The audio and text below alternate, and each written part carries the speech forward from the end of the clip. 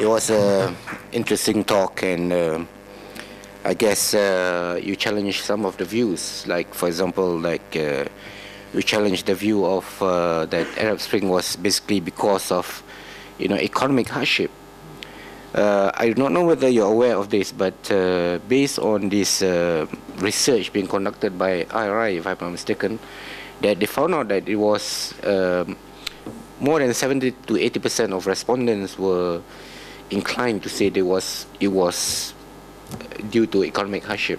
But of course, we could discuss about that later on. But I think the most important point that you made just now was regarding this.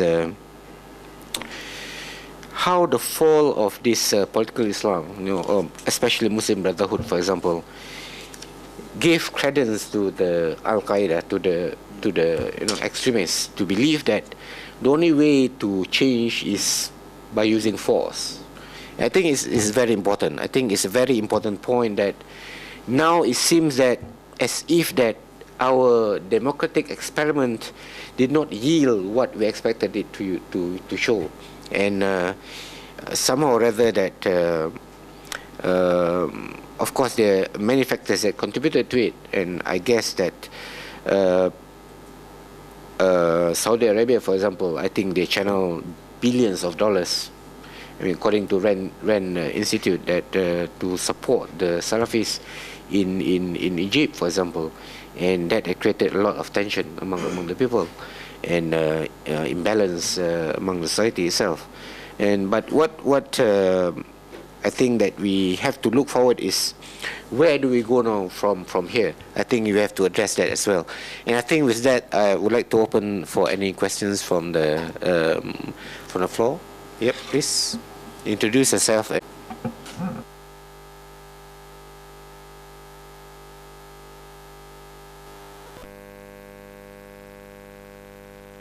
There's no question yet. I think you can answer my comment. I'll make a comment. Okay, very quickly. There is no question that the vast majority of Arab citizens are, as I said, live in abject poverty. And by the way, even in wealthy countries, you will be surprised to hear that Saudi Arabia, which is considered as one of the wealthiest countries in the world, has more than 23% unemployment. It has more than 31% of Saudis living hovering around the poverty line. The poverty line, meaning, something like $4 or $5 a day.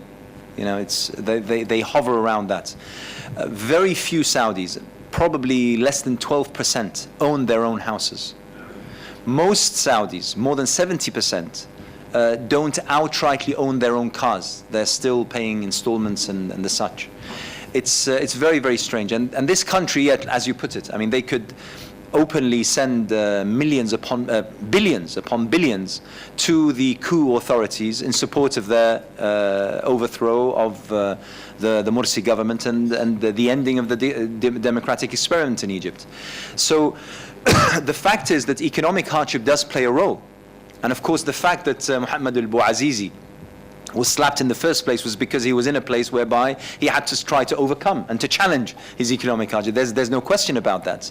And most of the grievances today are grievances about economy. However, the question that I ask, and this is the experiment that we're still in trying to analyze and understand, the tilting point, what makes people tilt over into civil disobedience, into uprising? This is what we need to understand. Is it mere economic hardship? Is it just so that people, because you'll find that in most countries where there are corrupt governments, what they do is that they keep, the other day I was having a discussion with Julia about Iran. They keep, for instance, bread affordable, but very little else. So if people have bread, they are angry because they're poor, but they don't have enough to go and create a revolution, because even that bread might go. So now at least they have bread. If the bread was taken away or it became unaffordable, maybe that's the tilting point. But these governments, they're quite clever. They know exactly what the breaking point is. So I don't dispute the fact that economic hardship was extremely important. The other thing that I'd like to talk about, or just to address in what you said, was the issue of political Islam and the Muslim Brotherhood particularly. Now, I think we will all agree that it is virtually impossible to expect, in the best of circumstances, it is quite impossible to expect that, as I described, a country and a region that was living in extremely miserable, oppressive conditions for decades, in the case of Egypt for more than 47 years, to then recover or to start to reap successes within a matter of 12 months. It's virtually impossible. I mean, this is a long, long process. I would suggest this. Now, there is absolutely no problem and no issue with governments failing. I mean, we have this all around the world. In fact, maybe several of you would say this to your government. There is no, I mean, there were several American presidents who were seen as failures, as embarrassments, as total, with no idea whatsoever what they were doing. True? In Britain, God knows that we had prime ministers whom we thought were absolutely abject failures. But that is no excuse to close down an entire system, to shut it down. I hear the other day I was in Washington, and someone said that President Obama's popularity had now fallen to about 35%. George W. Bush, at one stage, his popularity fell to about 12%. Yet, would anyone accept that the American people, hit the streets and demand the eradication of the entire system, or the abolition of the president, or the closure of the White House? That didn't happen. It doesn't happen simply because democracy is a process. It's a system. And it keeps rectifying itself. That's what we hope, at least. Keeps rectifying itself. And there are always chances for a debate to happen so that the rectification process can be speeded up, either early elections, vote. But when you close down parliament, I mean, the very first thing that Morsi had to face before he walked into the presidency palace was the fact that the Constitutional Court had abolished parliament. So immediately, with one fell swoop, you didn't have the monitoring, regulating body that could have closed down the president whenever he transgressed in terms of his own authorities. So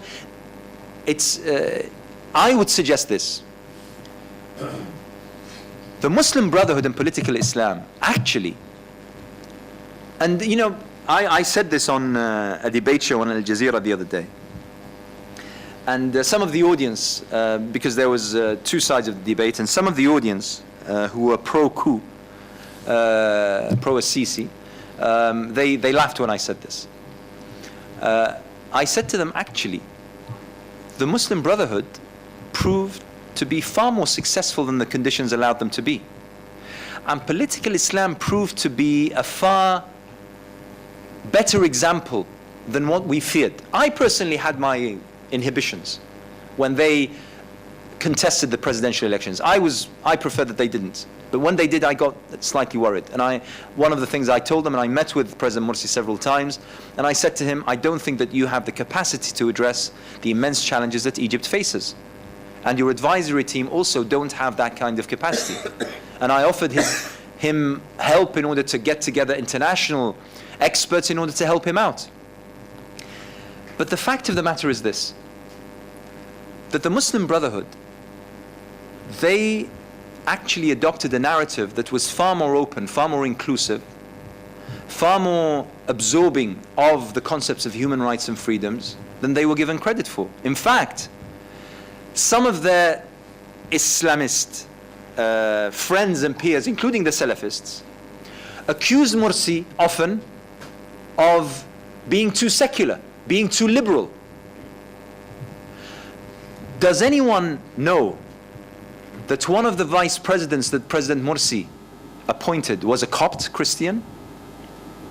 In fact, the vice president of the FJP party was a Copt. We don't hear of that. Does anyone know, and by the way, this is the very first time that a Copt Christian had ever been appointed to this rank in the history of Egypt.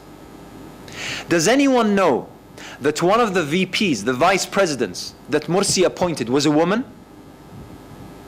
The very first woman VP in the history of Egypt. Does anyone know that in Parliament, in the Majlis al-Shura, in the Consultative Council that Morsi appointed, he, as president, the constitution allows him to appoint 1/3 of the members. This is from the old days. Out of those 1/3, that's about something like 50 seats.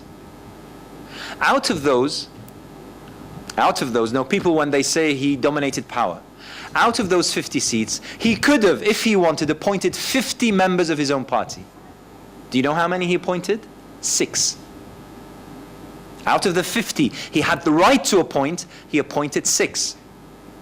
Out of the 50 he appointed 13 Copts.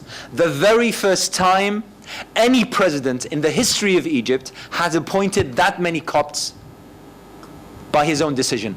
The best that the Copts had ever had was in the time of Sadat, when he appointed 6. Does anyone know that? Do you know that out of the 50, 29 were secularists and from the left parties? No one says that. All we hear is that Morsi hegemonized power, he wanted everything, he was planning to be the next dictator and the such. But we don't know these facts. These are figures, by the way. These are figures and facts. I'm not talking about impressions here or personal analysis. I'll also tell you this, and in the same debate I said this. When they said, well, you know, Morsi and the Ikhwan, they failed. I said, well, first of all, it's ridiculous to say that someone failed after 12 months. Sisi now has been 12 months. You know, the coup now, with the backing of America, with the army behind them, with whole of the media system behind them, now have been in Egypt for 12 months. Egypt now is in 1,000 times worse situation on the level of economy, on the level of security, on the level of development, on the level of borrowing, on the level of everything, human rights, freedoms, everything, far worse. Who's talking? Who's complaining? Who's complaining? During the time of Morsi, there was not one single political prisoner. Now there are 22,000. There was not one single martial court held in Egypt. Now, virtually every week, there is a martial court, military court held. No one's talking, no one's saying anything, no one's complaining. I say this. Had Morsi actually been failing economically, politically, strategically, on human rights, there wouldn't have been a coup. Had Morsi sold out to Israel, had Morsi sold out to the biggest bidders, accepted the billions of Saudi Arabia to enter into certain deals, and he could have, and he was offered that, there wouldn't have been a coup. Had Morsi wanted to befriend the Americans and to give them everything they wanted, he could have, and there wouldn't have been a coup. The fact that there was a coup because he didn't fail. He was achieving successes for Egypt and the Egyptian people. He was entering into deals with local and regional partners in order to make Egypt within the next 5 to 7 years self-sufficient and in no need of any aid or loans from the IMF or America or anyone else. It's, you know, we don't entertain the idea of how regional politics and world dynamics work today. And we have to. We have to. It would have been extremely easy for Morsi to tell the Americans, listen, I need your support. I want to stay in power. What do you want from me? What do you want from me? Very, very simple. But he didn't. And that's why he fell. So I think that it's very, very important. And by the way, the regional powers, and Ahmed Farouk is absolutely right. I mean, the role of the regimes in Saudi Arabia and the United Arab Emirates, totally shocked by the advent of the Arab Spring, was absolutely substantial in creating the kind of instability. I mean, basically, the Saudis want to send a clear message to the Arab people: if you ever dare think of changing your realities to one in which you live democratically and you can express your opposition and dissent freely without being oppressed, then we will teach you a lesson.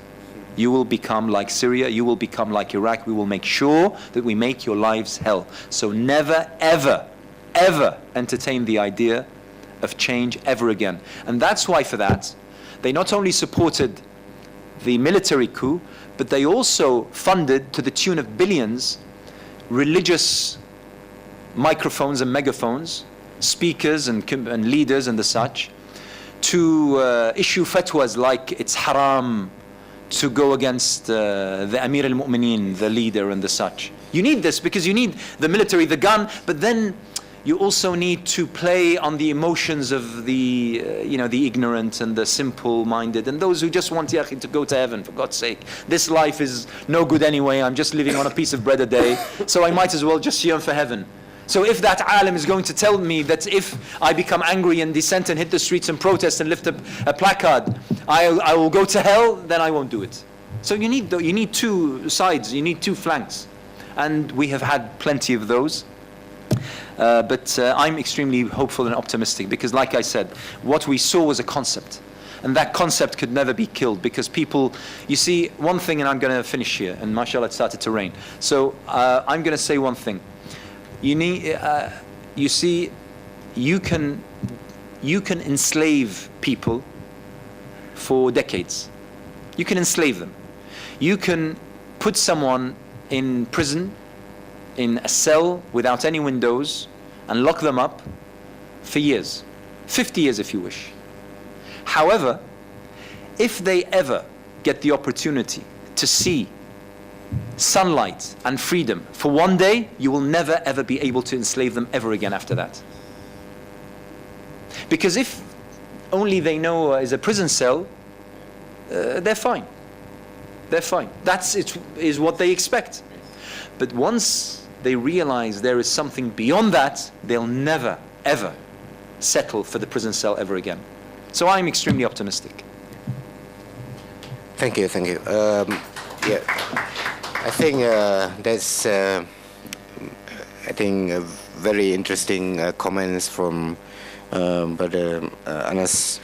And you see this issue about the Salafis, the Saudis being funding billions of dollars to these preachers, the same thing is happening over here as well in this country. So we have had verdicts of fatwas by some of these religious scholars who are basically being funded by the Saudis to say that, this our movement for free and fair election, what is known as a global name Bersih, is basically a group of Khawarij. So they label us as Khawarij. So a similar thing happened in Egypt and everywhere else. It's a global phenomenon, using the oil money to basically to ensure that their political hegemony is being maintained. Yeah, that's very important. I guess if there are no other questions, I would like to hand over the session back to Julia. Thank you.